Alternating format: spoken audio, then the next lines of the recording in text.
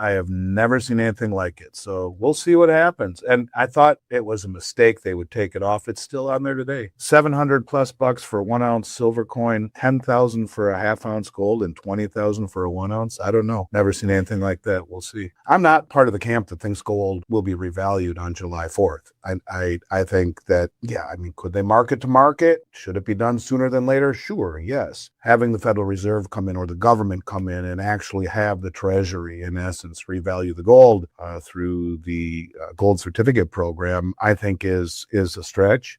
James Urquhart's number was, I think, $24,000, which would give the Treasury General account $6 trillion free and clear. But that opens up a whole new can of worms that is more provocative. Gold and silver markets are drawing renewed attention as investors look beyond short-term volatility and focus on the larger forces shaping the global monetary system. Rising debt levels, persistent inflation concerns, and growing interest in hard assets continue to fuel debate about where precious metals could be headed next. Andy Schectman, a leading voice in the precious metals industry, argues that recent price movements should be viewed in the context of a broader monetary transition. His analysis focuses on the growing importance of physical gold and silver ownership, the weakening purchasing power of fiat currencies, and the possibility that governments may eventually rely on gold-related mechanisms to strengthen financial balance sheets. One of the most striking themes is the discussion surrounding potential gold revaluation. While skepticism remains regarding dramatic near-term announcements, the broader idea of marking gold closer to market value is presented as a tool that could improve government balance sheets and create additional liquidity. Historical examples from the 1930s and 1970s are cited to show that monetary authorities have adjusted gold valuations before. If debt burdens continue rising and confidence in fiat currencies weakens, precious metals could become increasingly important within the global financial framework. This environment continues to support a constructive long-term outlook for gold and silver prices. Now, we present the clips from Andy Schectman's interview. Before we continue to discuss this, please hit the like button, subscribe to the channel, and ring the bell icon. Thank you, and enjoy the video. 71, when the window closed at 35, Nixon revalued it the next year to 38, and then from there, the next year to 42.22. This devalues the dollar. Same thing Roosevelt did in 33, paying everyone $20.67 when $20 was the value of the coin. 67 cents was a lot of money in 33 when a dozen eggs were a nickel. But then immediately devalued the dollar, making gold $35 an ounce, 40% increase in the value of gold, or devaluing the dollar in the face of and revaluing the price of gold to market in and of itself is not a provocative conspiratorial thought. In fact, it would give the Treasury General account right now $1 trillion. Every $4,000 would do that. The Treasury would, in essence, give the gold certificates to the Federal Reserve, who would cut a check to the Treasury for $1 trillion. Those Treasury certificates give the Federal Reserve it's collateral for the fiat value of the gold. The gold belongs to the American people. They don't get the gold, they get the cash value of it. This is an accounting, in essence. Money is created out of thin air. It is given to the Treasury General account, who could then pay down debt, maybe not issue debt for a while because they have the extra money, do whatever they want with it, and marking it to market would do just that. Now, there are those out there say, well, what if they were to mark higher? And James Urquhart's number was, I think, $24,000, which would give the Treasury General account $6 trillion clear. But that opens up a whole new can of worms that is more provocative. I think marking it to market at some point is what they will do. The question is when. And why haven't they? It doesn't make a lot of sense. These are the things that make you go, right? $20,000 is divisible by 4. So that would give the Treasury $5,000 free and clear, $5 trillion free and clear. It would devalue the dollar. It's a form of inflation. It would devalue the dollar considerably. But someone who would place a very out of the money bet like that is basically saying, well, I can pay this premium. If it doesn't go, I lose it all. But the premium is a very, very small amount to potentially write your own lottery ticket. Now, when I say small amount, there's millions of dollars worth of these bets being, I don't know what the exact numbers, a few $1 million anyway. That gold will close the end of the year at over $20,000. If it happens, it's a lottery ticket. Now, the other side is who's selling it could be a bullion bank or the exchange itself, who creates and sells those, takes the other side of that option, if you will, sells it. They think there's a very small chance this will happen. And as is the case, I'm sure they will take out insurance to make sure of some sort that if it does actually hit it, that they're not bankrupt or turned upside down. But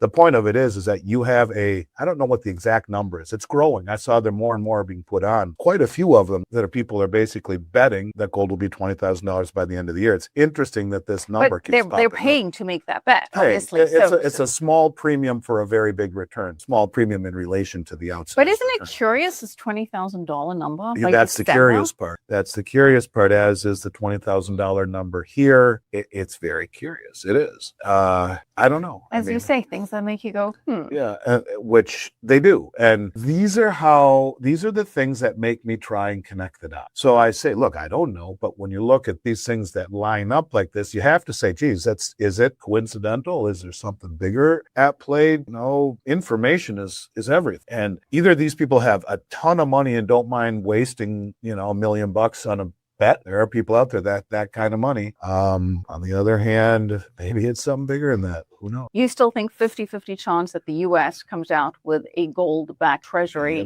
July 4th? It's funny. I'm kind of getting or that there's an announcement to that. When I say 50-50, I'm saying, or as the young kids would say 6-7, whatever the hell that means. I don't know. I mean, look, I don't even know if it's 50-50.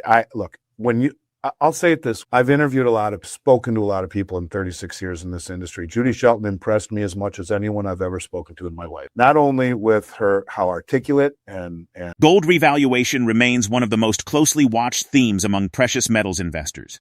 Rather than expecting an overnight reset, the focus is increasingly shifting toward gradual policy changes that acknowledge gold's growing role in the financial system. The argument is that higher gold valuations could give governments greater flexibility without directly increasing taxes or reducing spending. Historical precedent suggests that gold has been repriced during periods of monetary stress. As debt levels expand and deficits remain elevated, policymakers may seek alternative ways to reinforce confidence in financial markets. Under such circumstances, gold could benefit from renewed institutional demand, while silver could gain support from both monetary and industrial demand. If current trends continue, gold may challenge significantly higher levels over the coming years, while silver could outperform on a percentage basis due to its smaller market and tighter physical supply. The broader message remains that precious metals are increasingly being viewed as strategic assets rather than merely speculative investments. Now, let's get back to the interview. Look, I don't know. It's suspicious. It's strange. I have never seen any issue, including the high relief coins that the U.S. made. I have never seen any of coins come out at a premium of 4, 5, 6, as much as 10 times spot.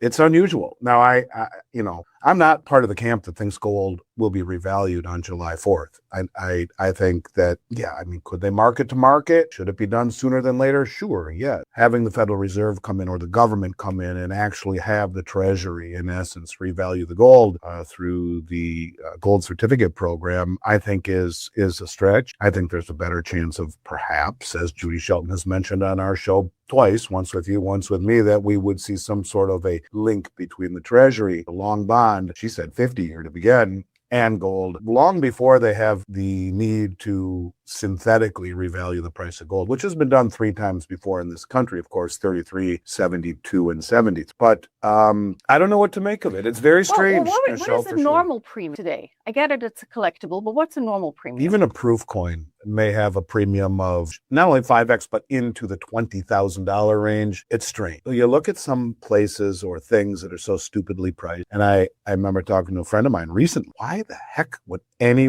how do they even justify selling these things at these prices? And he said, because they can, because people will buy it, which might be the case. I don't know. It's all I can simply say is, absent of it being a foreshadowing by mistake, if you will, it doesn't make any. Again, countries that are able to settle gold and to do immediately deliverable, like London is T+1, but most of last year they said there was a shortage of manpower and trucks, and it turned out +8 weeks. This is T+0. Settle same day. You're seeing the same thing happen in Hong Kong. You're seeing the same thing happen in Shanghai and in Singapore. You're seeing all of these countries in the global south not only accumulate gold to go along with the central banks like France, like Germany, like Poland, like the Czech National Bank, the Dutch National Bank, the Bank of Austria, Hungary, Turkey. All of the Eastern European banks have said, give us back our gold from the New York Fed. India just brought back a whole bunch of gold from the Bank of England. These countries are saying we will forego convenience over lack of or removal of counterparty risk. And they have been doing this now for a few years. But you add that on to countries around the globe that are focusing on storage facilities and clearing facilities, along with central banks, talking to the World Gold Council, that are saying 45% of those central banks expect their own gold reserves to increase over the next 12 months. And 90% of those respondents expect all of the global central banks to increase their reserves over the next year. So you have central banks buying more, you have the global south building the rails and the storage facilities and the clearing facilities that ultimately will challenge London and New York. Mm-hmm. And I think that is what they are doing. They're building systems that are gaining credibility, legitimacy, transparency, to challenge the rehypothecated, less than transparent, very opaque Western system. So I think it's much bigger than just bringing back our gold. That's part of it. The entire system is changing right out from underneath. It's very important for people to take a step back and realize that these countries are very well aware of who this administration is, who Donald Trump is. They're very well aware of moving too quickly, cut off their nose to spite their face. And I think it is this very methodical, little by little pace that is difficult for analysts to not dismiss. But if you take a step back and look, you can see it's becoming very impressive. The interconnection of the expansion of all of these vaulting systems, clearing systems, not just vaulting, but clearing, exchanges that clear and do so in a better way, even perhaps in COMEX or LBMA. The example, Singapore is saying, look, there's a lot of metal that goes through Asia and they prefer kilogram silver bars, or gold bars rather, and 1,000 ounce silver bar contracts instead of 1,000. And so they're tailoring not only through immediate settlement, but they're tailoring the contracts to smaller amounts, to smaller lot sizes, to expand their reach to not just big traders or bullion banks, but to businesses that are actually transacting in this stuff and using it for whatever, or family offices or whatnot. So these are all challenging the West. This never happened. There was never an infrastructure set up to challenge the LBMA or the COMEX, and there is. At the same time, repatriation of metal is a symptom of a growing problem, and that is lack of trust. And I think that's, you don't have to look any further than the lack of trust of the Western system to explain why they're bringing the metal back. The larger story extends beyond price targets and centers on confidence in the monetary system itself. When governments face mounting debt obligations, persistent deficits, and slowing economic growth, investors often search for assets that cannot be created through monetary expansion. Gold has historically served that role,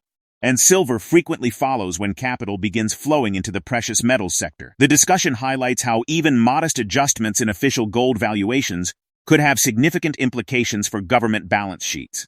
Every substantial increase in gold's recognized value would create additional financial flexibility, while simultaneously signaling the importance of hard assets within the monetary framework. Although dramatic forecasts such as $20,000 gold or triple-digit silver remain speculative, the fact that such figures are being discussed reflects growing concern about the long-term purchasing power of fiat currencies. Looking ahead, continued inflation pressures, elevated government borrowing, and central bank policy uncertainty could create a supportive backdrop for both metals.